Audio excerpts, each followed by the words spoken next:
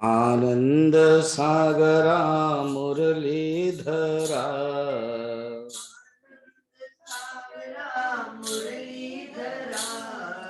आनंद सागरा मुरलीधरा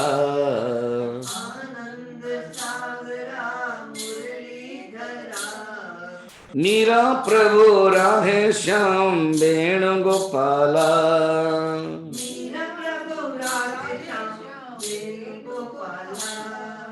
मीरा प्रभु राधे श्याम वेणुगोपाला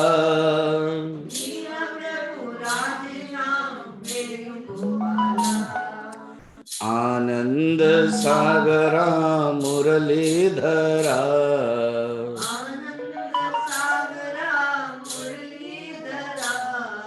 मीरा प्रभु राधे श्याम वेणुगोपाला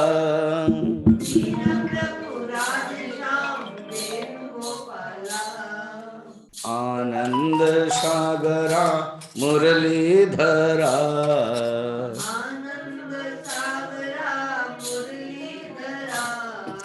मीरा प्रभु राधे श्याम वेणुगोपाला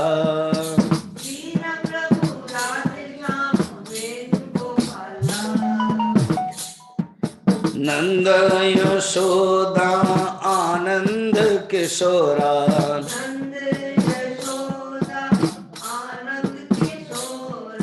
नंद यशोदा आनंद किशोरा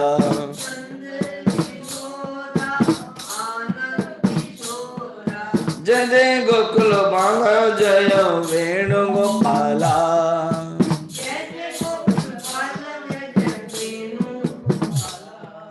जय जय गोकुल बाला जय वेणुगोपाला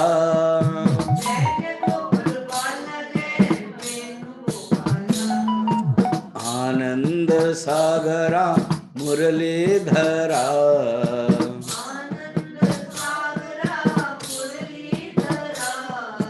मीरा प्रभु राधे श्याम वेणुगोपाला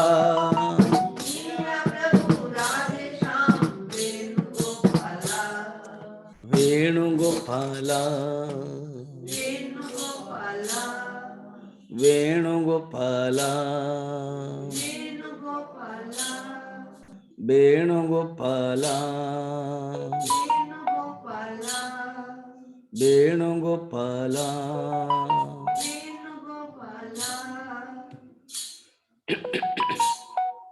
बोल वृंदावन बिहारी लाल की भागवत महापुराण के परीक्षित जी महाराज के सुखदेव जी महाराज के वेद व्यास जी महाराज के नमः पार्वती पते हर हर महादेव। दशम स्कंद के 47 जो अध्याय है इसको भ्रमर गीत माना जाता है। पूरे तो नहीं, पूरे तो बहुत श्लोक है, उसमें उद्धव और गोपियों की बातचीत है। तो उद्धव और गोपियों की जो बातचीत है उसके बाद 12 श्लोक से लेकर 21 तक ये जो 10 श्लोक है इसको भ्रमर गीत कहते हैं। तो जो भ्रमर गीत के जो भूमिका है, सवेरे सवेरे जब गोपियों ने उद्धव को देख लिया तुरंत आपस में बात करने लगे, है कौन ये? कान्हा तो नहीं है। बाद में पता चला ये कान्हा नहीं है, किसी ने खबर दिया। अब जैसे नंद बाबा के जो अंतरंग सखी है जो सेवा करने के लिए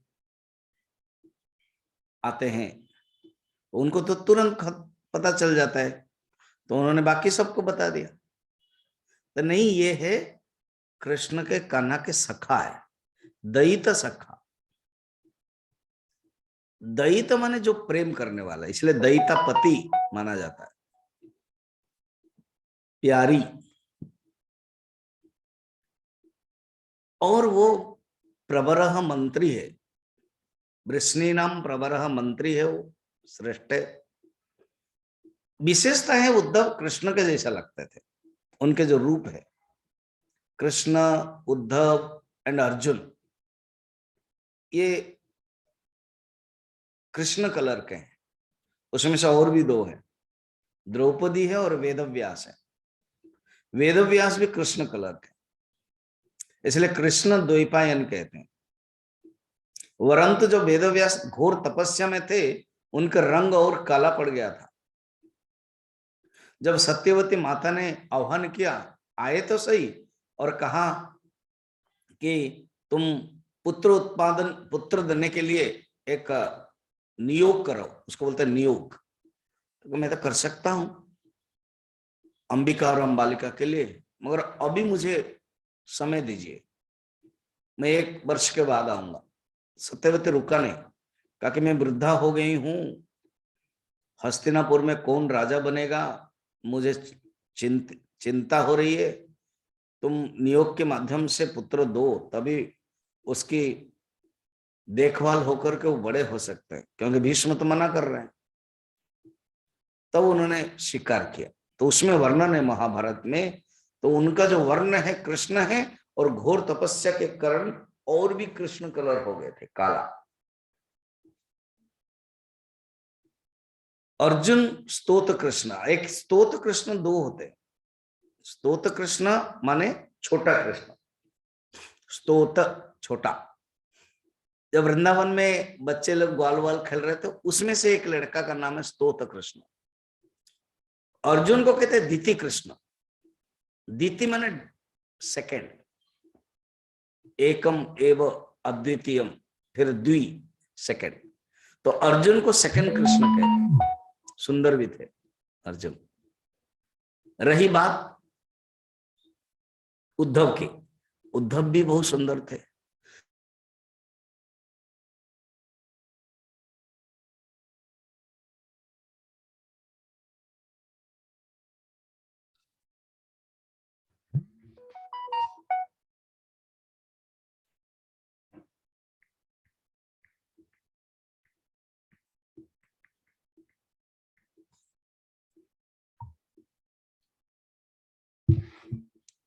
उद्धव है कृष्ण के रूप मिला था, भक्त भी है। उद्धव के लिए कहा गया उत्सव मूर्ति। उद्धव ये भागवत धर्म प्रचार करेंगे, भगवान की विशेष कृपा। तो देखते ही गोपियों ने सोचा कि कोई कृष्ण तो नहीं है। बाद में पता चला कि नहीं नहीं नहीं नहीं, ये तो उद्धव है। तो जब सब नित्य कर्म समापन हो गया था, आकर के तुरंत सब लोग ने, गोपियों ने मिल लिया और उनको बुला करके एक जगह पर बैठ गए कि नंद बाबा का महल से थोड़ा दूर बैठ करके बातें कर रहे हैं। क्यों आए हैं? तो संदेशा लेने के लिए। सब कृष्ण की कथा कह के रो रहे हैं, जो हम लोगों ने देखा था। बहुत ही सुंदर श्लोक है वो, 10 नंबर में, 9 नंबर में। बोलते बोलते गोपियों ने बोला भी कि हम जानते हैं कान्हा ने हमको छोड़ दिया। तो एग्जाम्पल देते हैं कौन कैसे सब छोड़ा है एग्जाम्पल में। फिर इति गोप्यो ही गोविंदे गतवा काय मानसाः। गोपियों का जो मन है, वाणी है और जो शरीर है, कृष्ण में ही तल्लीन था। उसमें एक शब्द आता है कृष्ण दर्शन लालसाः।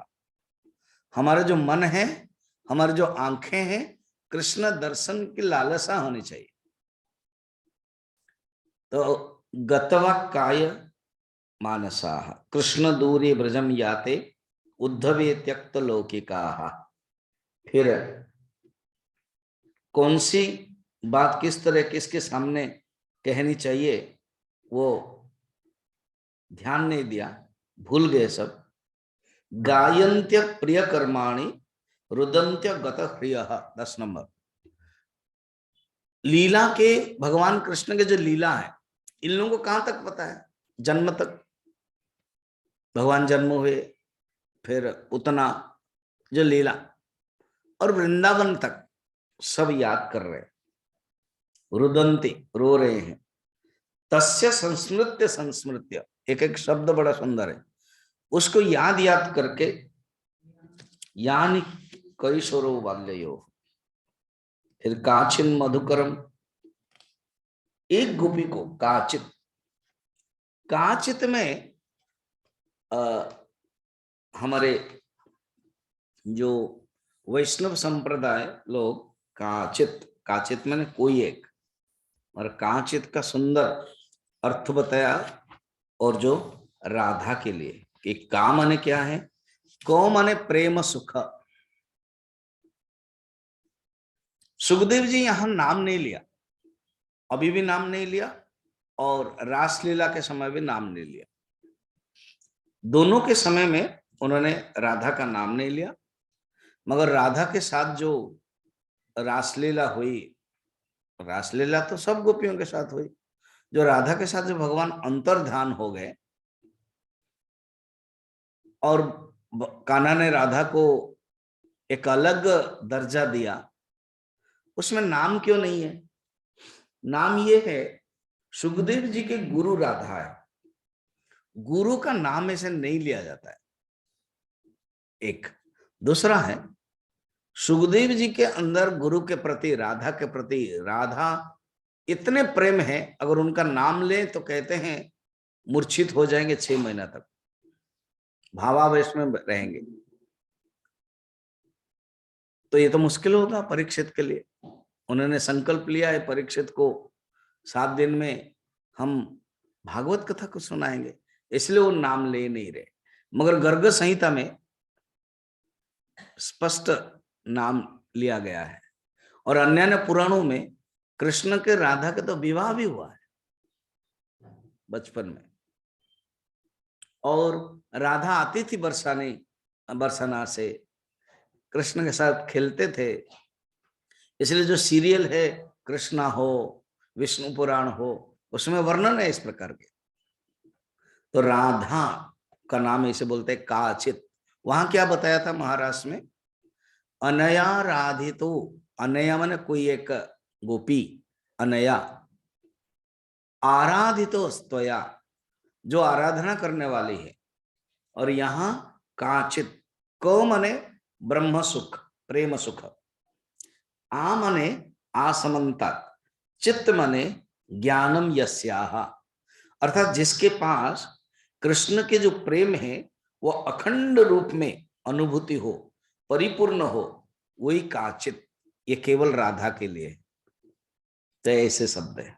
तो चलिए, तो कहते हैं कोई एक थोड़े से दूर में गोपी उस समय स्मरण हो ही रहा था मिलन का, उन्होंने देखा है कि एक गोपी बैठी है और एक भौरा आ गया।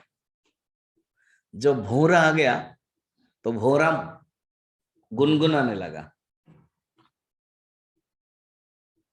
तो वो गोपी एक बड़े ही उच्च स्तर भावना में बोलने लगे। उसको भ्रमर गीत कहते हैं, और ये टोटल 12 श्लोक राधा का है, बहुत रेयर है। वैष्णव भक्त लोगों को बहुत खजाना मिल गया, तो उन लोगों ने बहुत ही सुंदर वर्णन किया। जीव गोस्वामी एक है, उज्जवल नीलमणि करके ग्रंथ है, स्वामी अखंडानंद जी महाराज भी बहुत उदाहरण देते हैं। उस आधार पर उन्होंने इस भ्रमर गीत को बड़ा सुंदर वर्णन किया। और एक श्लोक है, 2 नंबर श्लोक, माने 13 नंबर श्लोक को आप देखिए, देखिए क्या है 13 के लास्ट, ह्यपि बत हत चेता उत्तम श्लोक जल्पे, उत्तम श्लोक जल्पे ही, अर्थात ये है भगवान कृष्ण का नाम उत्तम श्लोक। ये श्लोक माने क्या है? जो बोलने वाला, श्लोक माने बोला जाता है, इसलिए कहते हैं श्लोक। गीता के श्लोक श्लोक कहते हैं, श्लोक्यते जो बोला जाता है। कृष्ण का नाम उत्तम श्लोक कैसे हो जाएगा? उत्तम माने उत्तम पुरुष, जो मुनि लोग हैं, मुनि लोग जिसके बारे में बोलते हैं उनका नाम उत्तम श्लोक हो गया। तो उत्तम श्लोक कृष्ण के लिए जल्प माने बोलना, बात। तो ये जो बोलने के लिए है जल्प ही है। तो यहां 10 चित्र जल्प कहा गया। जल्प माने एक भाव है जो बोलते हैं उनके बारे में। तो 10 चित्र जल्प कहते हैं, ये टेक्निकल शब्द है। तो 10 एक एक कर श्लोक के लिए एक एक जल्प है। इसलिए मैं भी सोचा चलो इसको थोड़ा सा अच्छी तरह से प्रवचन दें, तो नई चीज है। अभी जो हम उड़िया में भागवत दे रहे हैं वो तृतीय स्कंद में है। कुछ लोग, बहुत लोग है, 50 में से 30 लोग सुन रहे हैं यहाँ। उस समय हम इतना बोल नहीं पाएंगे क्योंकि वहां पर टारगेट है अक्टूबर 31 में समापन करने के लिए।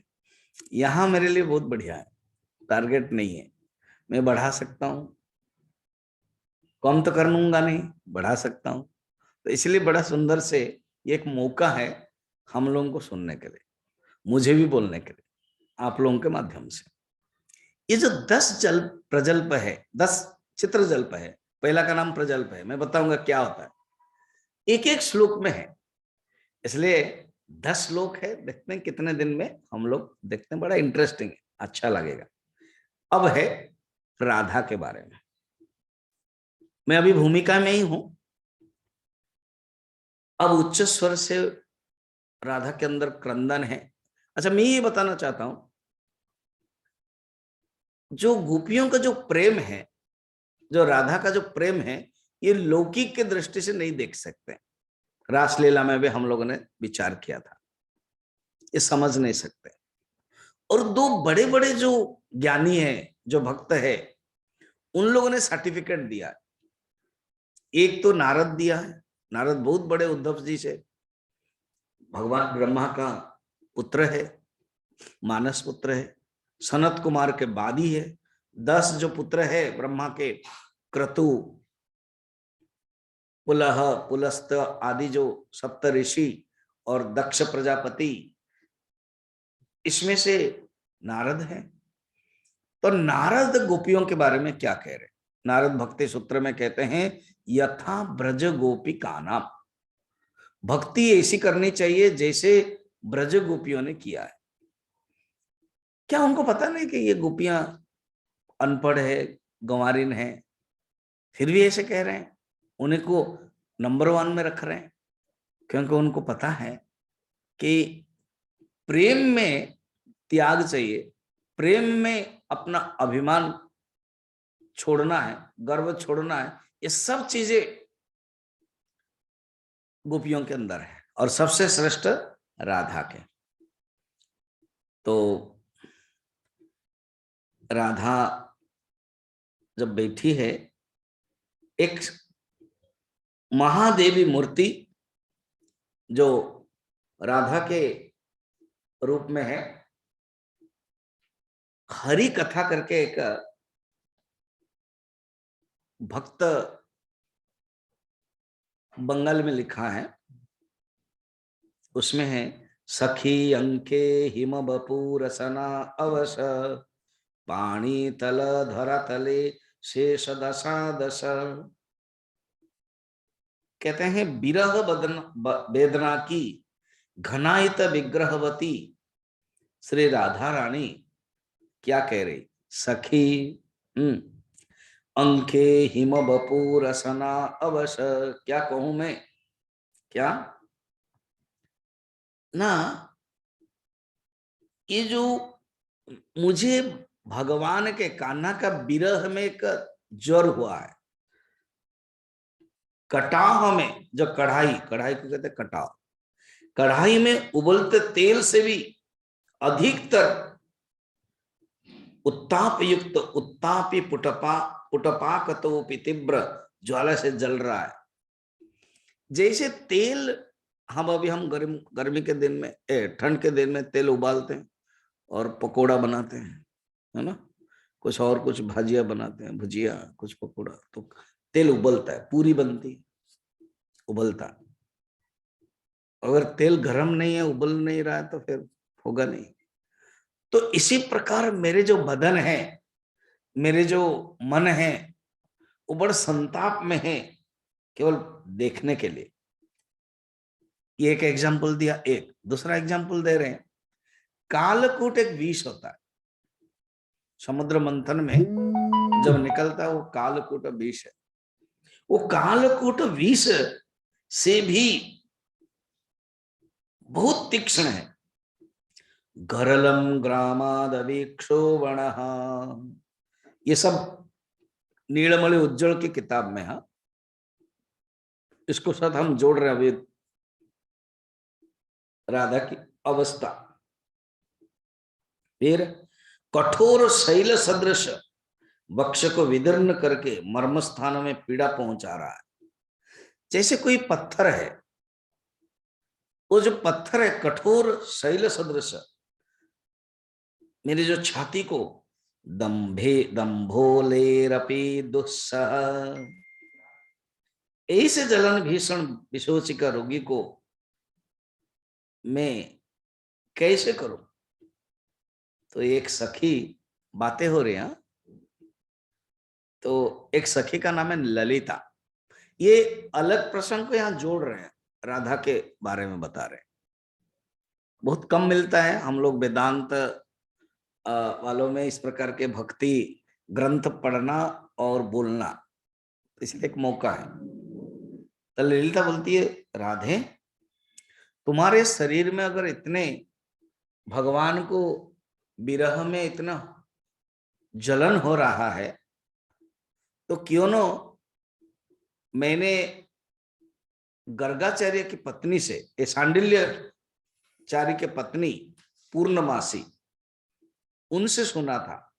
पंडित्यायनी है और ये गोपियों को सब मंत्र उपवास आदि सिखाती थी। उनका नाम है पूर्णमासी, कभी मैंने प्रवचन में बोला होगा। तो उनसे मैंने सुना था। ये बड़ा सुंदर कथोपकथन, प्रेम भाव। देखो क्या सुना था तुमने ना, प्रेम की पराकाष्ठा है कि शरीर को अपना रखने से अगर मिल नहीं रहा है, शरीर को त्याग कर देने से कृष्ण मिल जाते हैं। तो ललिता कह रही, शरीर को त्याग करने से मिल रहा है, ये कृष्ण मिल जाएंगे, कहा तुमने सुना था ना। पूर्णमासी जो देवी है, सांडिल्य के जो पत्नी है, कहा है। और उन्होंने क्या कहा था सुनो। अब राधा के तो बात तो सही है, मगर जैसे आप रामचरितमानस में जाओ, कल मैंने बताया था, माता सीता का संदेश हनुमान जी दे रहे, कहते हैं सीता कैसी है ना। प्रभु पूछिए मत सीता कैसी है, आप ऐसे पूछिए आपके विरह में सीता जीवित कैसे रह रही है। प्राण तो ऐसे ही चले जाने वाला, और प्राण जाई कई वाट, कैसे ना। बात यह है, दो एग्जाम्पल देते हैं। एक कमरा है, एक कमरा के अंदर एक पक्षी, कभी कभी पक्षी, चिड़िया, कबूतर घुस जाता है ना, और दरवाजा सब बंद है, घुस तो गया, फिर दरवाजा बंद है, तो उसको बड़ा मुश्किल हो जाता है। तो जो प्राण है वो पक्षी जैसा है, वो बाहर कैसे जाएगा। और जो ताला पड़ा हुआ है वो ध्यान है, ध्यान जंत्रित। और जो द्वारपाल है, खड़ा है, द्वारपाल अगर कोई है तो अंदर रहने वाले तो जा नहीं सकते हैं ना। द्वारपाल कौन है ना, आपका नाम। भगवान आपका नाम लेती है सीता देवी, तो नाम से प्राण नहीं जा पाता है। और ध्यान करती है, आप कहीं चरण पद कमल में ध्यान करते है, वो जंत्रित माने ताला लग गया है, प्राण जाई के ही वाट। कितना सुंदर बात है। फिर दूसरा है कि मैंने बताया था कल कि भगवान के विरह में शरीर रुई जैसा हो गया, हल्का हो गया। और रुई को आग लगाने में कोई तकलीफ नहीं है। विरह रूपक अग्नि से शरीर रूपक जो रुई है वो जल्दी लग जाता है, लग नहीं रहा है, शरीर जल नहीं रहा है। क्यों? क्योंकि अगर बारिश हो जाएगी तो रुई गीली हो जाएगी, फिर आग लगेगी नहीं। ठंड दिन में, बारिश दिन में माचिस देखो ना, गीली अगर हो गई लगती नहीं है। तो ये कैसे बारिश कहां से आ गई? तो ये बारिश क्या है ना, कहते माता सीता के जो आंखों में जो आंसू है वो बारिश है। हमेशा ही आंखों से आंसू निकल रही है। और आंख का एक स्वार्थ है, आंख ने एक तय कर लिया, आशा वर्ग गला, भागवत में। तो आशा वर्ग गला है, ये क्या है? आशा है भगवान का दर्शन होगा। तो इस प्रकार की यहां पर भी है।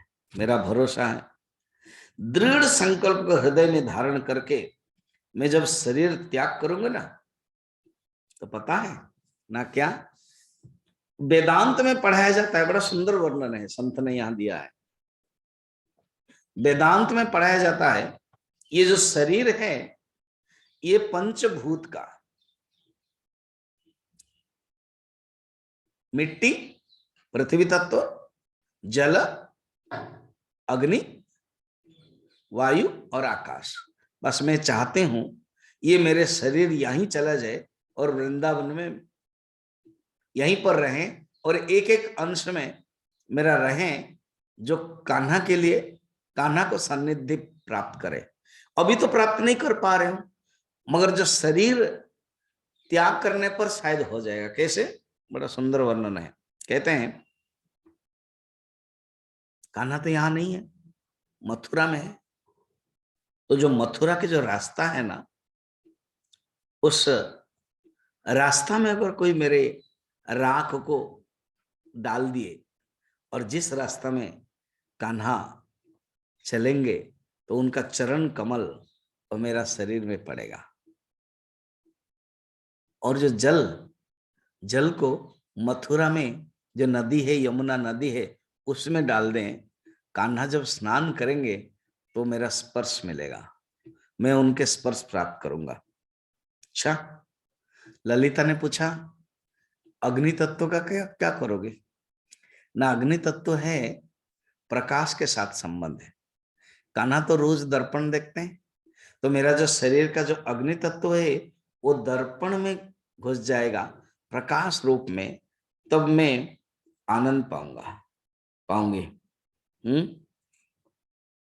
और जो बदन बिंब देखते हैं ना, वो जब दर्पण देखेंगे तब फिर वायु का क्या होगा ना, मेरे देह में जो थोड़ी सी वायु का जो अंश है ना, वो मृत्यु के पास कृष्ण के तालु स्थित वायु राशि में मिल जाए, जो तालु है उस वायु राशि में मिल जाता है, तो मेरे कितने धन्य होंगे।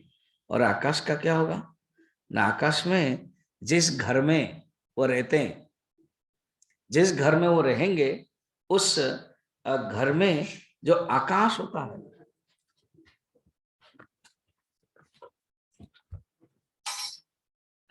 अरे बुला उसको, कहाँ चल सकते, उसको छोड़ दे।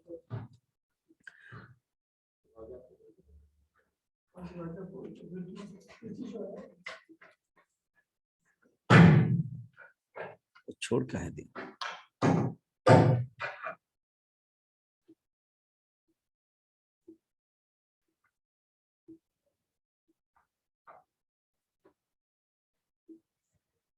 बुलाइए वो, हेलो, जाना पड़ेगा।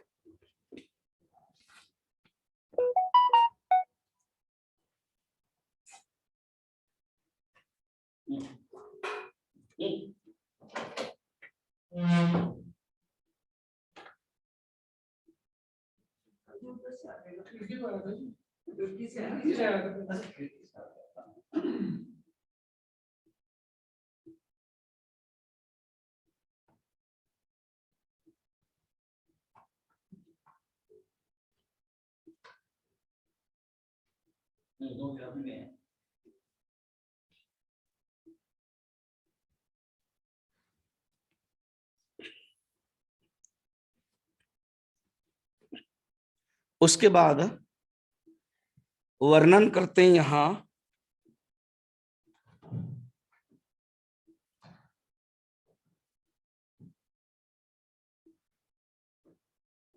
कि जो आकाश तत्व क्या है ना। आकाश तत्व में मेरे जो आकाश तत्व है वो जहां कृष्ण रहते हैं ना वहां चला जाएगा। जैसा अभी प्रवचन के समय एक हमारा कुत्ता आ गया था, तो कुत्ता प्रवेश कर लिया इस कमरे में, आकर के प्यार करने लगा। तो कुत्ते के अंदर एक भाव है, आ गया, मेरी जो आवाज है वो सुन लिया, वो आकर के देखा, फिर सोचा कि स्वामी जी तो प्रवचन में व्यस्त है, मुझे प्यार तो कुछ देंगे नहीं, फिर वो निकल गया। तो हर जीवात्मा के अंदर एक जो दिल में प्यार होती है ना, उसको देखना है। हम लोग थोड़ा डिस्टर्ब हो गए, मगर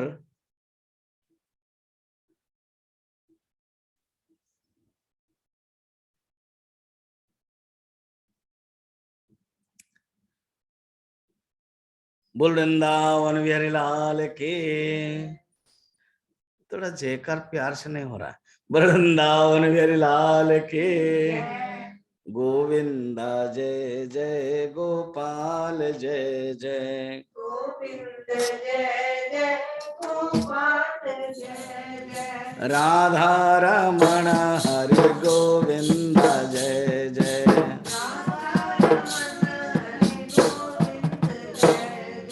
गोविंद जय जय गोपाल जय जय, गोविंद जय जय गोपाल जय जय, राधा रमण हरि गोविंद जय जय, राधा रमण हरि गोविंद जय जय। इस प्रकार के बातें कर रही है राधा। ये जो आकाश तत्व है मेरे जो अंश के शरीर के, वो आकाश तत्व जिस कमरे में वो रहते हैं, जिस गृह में रहते हैं, वहां चला जाए तो मेरे जो मृत्यु काल होगा ना उसमें बहुत ही सुंदर होगा। क्षण भर शांत रहती है राधा, फिर प्रलाप करती है। ये कितना भावावेश समझो। ये भाव के जो आवास है, जो भाव दशा बोलते हैं, भाव दशा। नहीं नहीं नहीं नहीं नहीं, मेरा मरण कैसे हो सकता है? मरण में सबसे बड़ी बाधा क्या है पता है ललिता? क्या बाधा है ना? एक बाधा है, एक मना करती है। जैसे माता सीता के लिए था, कहा प्राण कहा जाई कहां बाट, कहते एक ही वाक्य, क्या कान्हा ने कहा था हम आएंगे, कान्हा ने कहा था हम आएंगे, और उनके दर्शन के लिए जो लालसा है, कृष्ण दर्शन लालसा, ये शब्द को याद रखना है, उसको पकड़ना है। और ये हमारे मन में भी यही रहना चाहिए। हम जो कथा भी सुन रहे हैं, ध्यान भी कर रहे हैं, पर्पज क्या है? कृष्ण दर्शन लालसा, भगवान को देखना है। भागवत में वर्णन है कि भगवान को देखने का क्या मेथड है। कहते तीन ही मेथड है। अच्छा, एक है कान, एक है हृदय, और एक है आंख। ये क्या बात है ना? भगवान की कथा को कान से सुनना है, श्रवण रंध्र से ये कथा जा करके हृदय में रुकता है। कहते हैं कि भगवान की जो कथा है वो पहला है, नंबर 1 है, स्टेप है। वेदांत में उसी को ही श्रवण कहते हैं। भक्ति की दृष्टि से कथा कह रहे हैं, और हृदय में रहना का अर्थ है निधिध्यासन है। और मनन और निधिध्यासन। और आंख से देखना का अर्थ है कि अपरोक्ष अनुभूति, साक्षात अनुभूति। तो यहां कहते हैं केवल एक ही मना कर रहे। इसी समय एक वर्णन है, एक कौवा उड़ गया। जब एक कौवा उड़ गया, कहते अरे बायसराज, तुम मथुरा जा रहे हो ना? ना हाँ। तो जब मथुरा जा रहे तो तुम ये संदेश कहना, बंदन उत्तरम संदेशम वद। संदेश क्या देना है ना? से किसी गृह में आग लग गई, जो घर के अंदर जो पशु है, कोई पालतू कुत्ता है, पशु है, उसका द्वार खोल करके मुक्त कर देना है, जैसा भी हम लोगों ने किया है ना। मेरे इस देह के गृह में प्रबल अग्नि जल रही है, राधा कह रही है, और ये आग उन्होंने ही लगाई है, कान्हा के कारण है। ये मेरा जो प्राण रूपक पशु है वो बाहर नहीं जा पा रहा है। दग्धुम प्राण पशुम शिखी विरह भुरंदे मतंगाल मदंगालये। इसी के कारण द्वार में अर्गला लगी हुई है। अर्गला माने बंद है, अर्गला माने दरवाजा बंद, ये जो सिटकिनी वो लगी हुई है। क्या सिटकिनी है? प्राण तो तुरंत चला जाता, पशु तो निकल जाएगा। अभी जैसे खुला था तभी आया, अभी दरवाजा बंद है, वो आ नहीं पाएगा। तो मेरे जो प्राण रूपक पशु है, सोचना भक्त लोगों ने कितना सुंदर सोचा है। अर्गला लगी हुई है, अर्गला माने सिटकिन लगे, दरवाजा बंद है, तो मेरा प्राण जा नहीं पा रहा है। एग्जैक्ट माता सीता के जो संदेश को हनुमान जी ने कहा है। क्या अर्गला है, क्या बंद है? भगवान कृष्ण के दर्शन। भगवान कृष्ण के दर्शन के जो लालसा, कृष्ण दर्शन लालसा, ये गोपी के लिए कितना सुंदर नाम है। जैसे हनुमान जी को बहुत नाम कहा जाता है, पवन पुत्र, शंकर सुवन, मगर हनुमान जी खुश होते एक नाम से, क्या कहते हैं? रामदूत। अगर उनको रामदूत कहा जाए बहुत खुश हो जाते हो, कहते बस। क्यों क्यों आप खुश होते हो? ना भगवान राम के साथ जुड़ गया ना, राम आ गया शब्द, और मैं दूत हूं उनका, मैं राम सेवक हूं। ऐसे ही यहां कृष्ण गोपी के लिए नाम है कृष्ण दर्शन लालसा। तो कृष्ण दर्शन लालसा, जो भगवान ने कहा कि मैं फिर आऊंगा, मैं जो दर्शन दूंगा, ये थोड़ी देर रुक करके राधा फिर बोल रहे हैं। क्या बोल रही है? हरि कथा जो मैंने बताया, मंगल के हरि कथा, उसमें है यमुना तटिनी कुले केलि कदम्बेर मूले मोरे लये चललो त्वराय अन्ते मेर बंधु हये यमुना मृत्तिकालये सखी मोर लिपो सर्वगाय श्याम नाम तदुपरि लिखो सब सहचरी तुलसी मंजरी दियोताय आमारे वेष्टन करी बोले बोलो सबे हरि हरि जखन पराण बहिराय। आप बोलो कुछ समझ में नहीं आया, बहुत ही सुंदर भाव है, मैं हूं समझाता हूं। कहते हैं राधा कहते अगर कान्हा आए नहीं और मेरा उम्र हो गया, मैं इंतजार नहीं कर पा रही हूं, तो तुमको क्या करना है सुनो। क्या? मेरे जो शरीर है ना, यम यमुना तटिनी कुले केली कदम्बेर मूले, इतना समझ में आ जाता है। यमुना तट के किनारे कदम के नीचे मुझे तुरंत ले जाओ, वहीं तक मुझे ले जाओ। यमुना तटने कुले केले कदम्बेर मूले मोरे लये चललो त्वराय। त्वराय मैंने जल्दी, मुझे वहीं तक ले जाओ। वहां लेकर क्या होगा? अंतिमेर बंधु है, तुम मेरे अंतिम समय के बंधु हो, इसलिए यमुना रज लेकर मेरी सारी देह पर श्याम नाम लिख दो। अंतिमेर बंधु है यमुना मृत्तिकालय। यमुना मृत्तिका, मृत्तिका माने मिट्टी। सखी मोर लिपो सर्वगाय, लिपो हम लोग भी बोलते लिपना। सर्वगाय माने सब, सारा शरीर में क्या लिखना है? सिर्फ एक ही चीज, श्याम नाम तदुपरि। श्याम श्याम श्याम लिखो।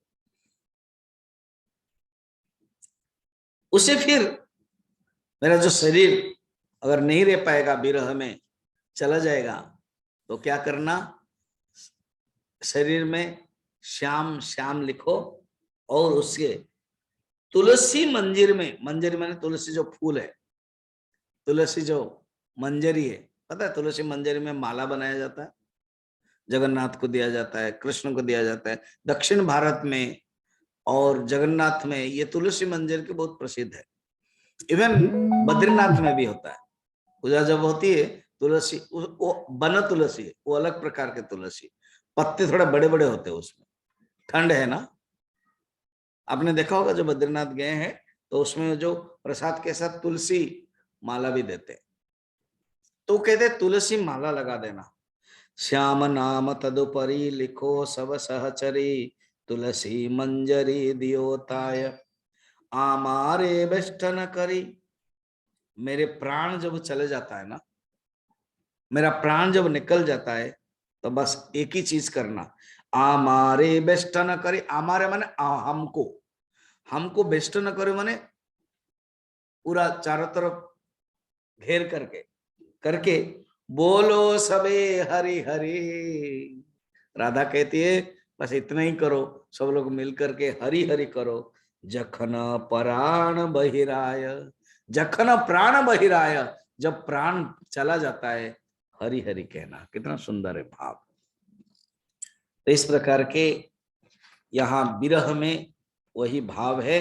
अब यहां इतना होने के बाद अब हम जो गोपी, जो राधा बैठी थी, उनके अंदर ये 10 श्लोक निकला। ये मूल सुखदेव जी कह रहे हैं। अब उद्धव जी को उन्होंने देखा, मगर एक भौरा आ गया उस समय।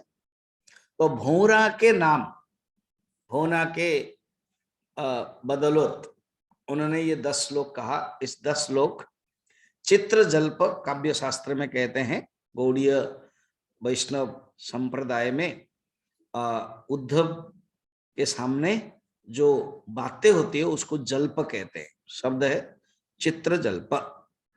तो चित्र जल्प 10 प्रकार के हो गया। और इसमें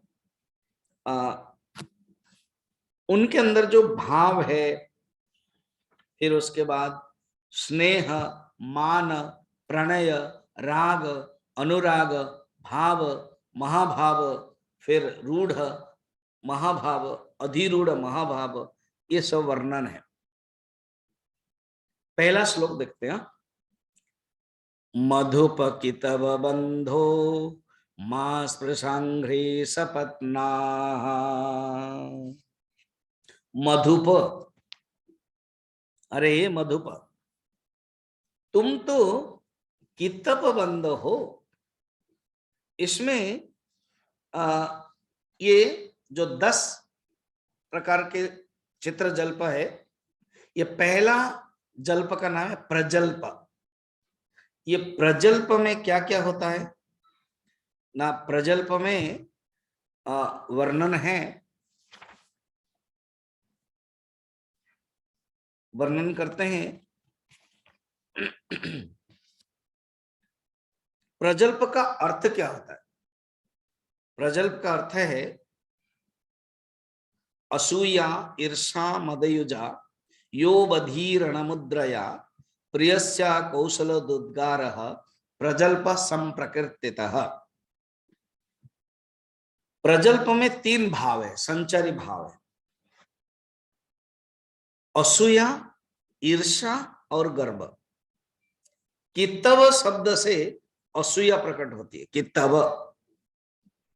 सपत्नी शब्द से ईर्षा, और मांस प्रसाद, मुझे छुओ मत, इसी से गर्व। इसका भाव क्या है देखिए पहले।